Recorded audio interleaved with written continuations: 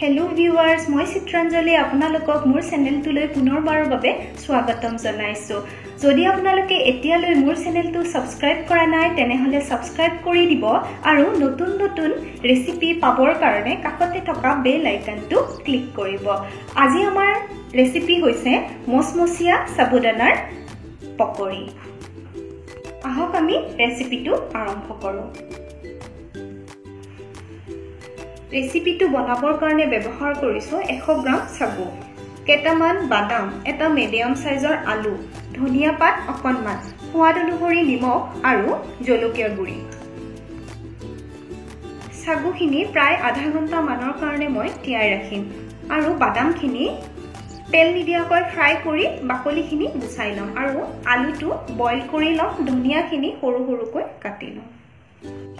চাওক আমাৰ গুটেইখিনি ইনগ্ৰেডিয়েন্ট কোৱাৰ ধৰণে ৰেডি হৈছে। এতিয়া আমি আটাইখিনি ইনগ্ৰেডিয়েন্ট মিক্সাৰ গ্ৰাইণ্ডাৰৰ জাৰলৈ ট্ৰান্সফাৰ কৰিম আৰু ইয়াক অকণমান গ্ৰাইণ্ড কৰি লম।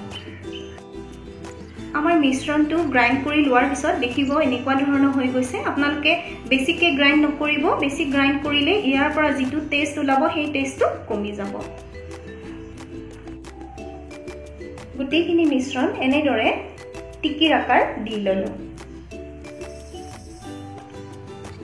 এখন গৰম কেৰাহীত ৰিফাইন অইল দি দিছো আৰু তেলখিনি গৰম হোৱাৰ পিছত মই এটা এটাকৈ ইয়াত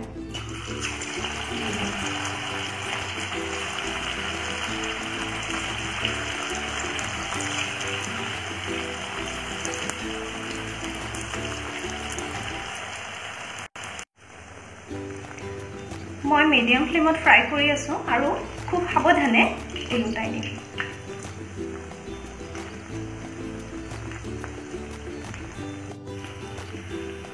আমাৰ সাবুদানাৰ পকৰি ৰেডি হৈ গৈছে আৰু ই খুব ক্ৰিস্পি হৈছে।